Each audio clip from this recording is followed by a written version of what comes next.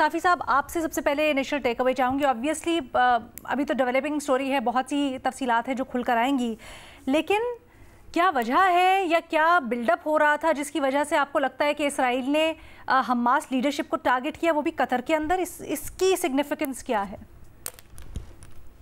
देखिए, इसराइल बिल्कुल एक बदमस्त हाथी बना हुआ है और उसको ये बनाने में बुनियादी किरदार अमेरिका का है।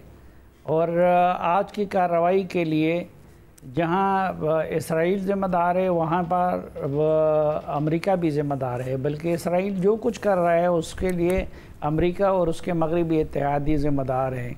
उनकी तरफ से असलहा मिल रहा है, उनकी तरफ से पैसे मिल रहे हैं, उनकी तरफ से हथियार मिल रहे हैं, ये सब कुछ हो रहा है।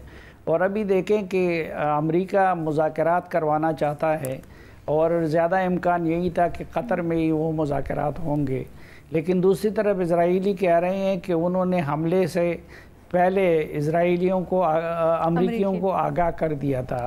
तो मेरे ख़्याल में कतर जैसे मुल्क को वो निशाना बनाना एक तरफ इजराइल की डटाई का सबूत है। वो ये साबित करना चाहता है कि वो न किसी कायदे का पाबंद है, न किसी कानून का पाबंद है, न किसी उसूल का पाबंद है, न किसी मुल्क के किसी मखसूस हैसियत का पाबंद है। और जो कुछ वो करना चाहता है और जहाँ भी उनको फ़लस्तीनी मिले या फ़लस्तीनियों का खिरखा मिले तो वो उसे मारेगा। और आज उसने दोहा में ये काम करके दुनिया पे साबित भी कर दिया कि उसको जहाँ पे भी फ़लस्तीनी मिलेगा तो वो उनको मारेंगे। भट्टी साहब, क्या कतर के ऊपर हमला करना महंगा पड़ सकता है इसराइल को, क्योंकि अरब ममालिक उस तरह से अटैच्ड है? पहले इसराइल ने जहाँ जहाँ कार्रवाइयाँ की वहाँ कोई ना कोई या तो पॉलिटिकल टेंशन्स थी या कोई वजूहात थी जिनको जवाज़ बना के दुनिया डिस्टेंट रहती थी। क्या अब कतर पर हमले के बाद या वहाँ पर टारगेट करने के बाद अरब ममालिक खुद को डिस्टेंट कर पाएंगे इससे?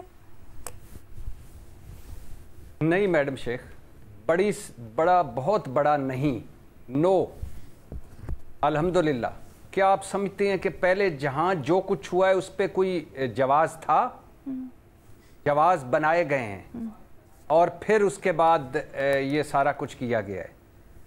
आप मैडम शेख, आप अमेरिका को कह रहे हैं कि अमेरिका ने गलत किया, अमेरिका ने ये किया। भाई, अमेरिका ने ठीक किया है, अमेरिका तो यही कर रहा है।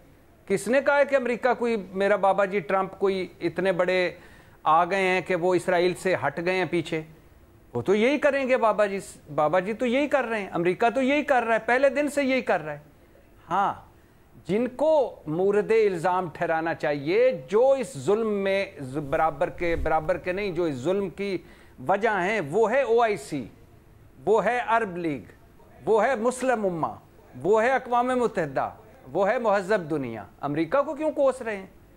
और फिर याद रखें, आज आपने कहा ना कि कतर पे कौन सी रेड लाइन भाई, कौन से इंटरनेशनल कवानीन, कौन से ह्यूमन राइट्स, कौन से कोई जवाज चाहिए आपको? जब आप लबनान पर खामोश रहेंगे, जब आप यमन पर खामोश रहेंगे, जब आप शाम पर खामोश रहेंगे, जब आप इराक और लीबिया पर खामोश रहेंगे, जब आप ईरान पर खामोश रहेंगे, जब आप गजा में होने वाली नस्ल कुशी पर खामोश रहेंगे, डरी डरी मुज़म्मतें करेंगे, सहमी हमदर्दियाँ जताएंगे, तो आप फिर आपकी तरफ भी आएगी, लगेगी आग तो आएंगे वो घर कहीं इसकी जद में, इस गली में हमारा मकान थोड़ी है। एक दो लफ्ज़ आगे पीछे करके यही शेर है। और ये है, जिसकी लाठी उसकी भैंस।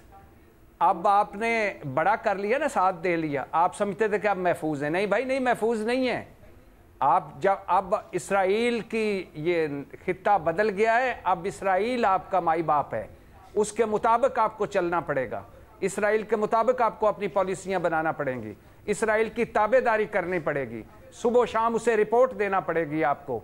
अब आप ख़त्म हो जाएं बाकी सारी चीज़ें। और आखिरी बात मैडम शेख, ये क्या आप समझती हैं कि शाम का वही कसूर था जो हमें बताया गया है? क्या आप समझती हैं कि ईरान का वही कसूर था जो हमें बताया गया है? या जितने मुल्कों को तबाह किया गया है, क्या इसराइल वही कुछ नहीं कर रहा जो उन मुल्कों पर इल्ज़ाम लगाया गया? सद्दाम हुसैन के खिलाफ कहाँ गए वो हथियार जो हमें दिखाने थे? झूठ बोलकर उन्होंने सारा कुछ तबाह कर दिया और अब आग आ गई है, अब भुगतो इसको, अब इंजॉय करो इसको और मत कोसो अमेरिका को या इसराइल को। वो अपने एजेंडे पर काम कर रहे हैं और उनका एजेंडा बड़ा क्लियर है। अच्छा, वो मैं जो कतर की बात कर रही थी ना, मैं उसकी हैसियत की बात कर रही थी, क्योंकि हमने देखा है कतर एक न्यूट्रल वेन्यू की हैसियत से सामने आया है। फिर जब आप इस तरह की पोजीशन एक दे रहे होते हो, फैसिलिटेशन कर रहे होते हो, तो उसमें कहीं ना कहीं अंसर भी होता है कि एक सेफ हेवन आपको तस्वर किया जाता है। तो उस मुनासबत से बड़ी एक छोटी सी अगर तो वो न्यूट्रल वेन्यू था तो उनको नहीं पता था, ये गजा वालों को निकाल देते, हमास वालों को निकाल देते, दफ्तर बंद कर देते। नहीं सर, न्यूट्रल वेन्यू का मतलब यही है ना कि तमाम फरीकैन यहाँ पर आकर सेफली नेगोशिएट कर सकते हैं, हर फरीक आके अपनी बात रख सकता है। अब नहीं, ठीक है भट्टी साहब, पॉइंट नोटेड।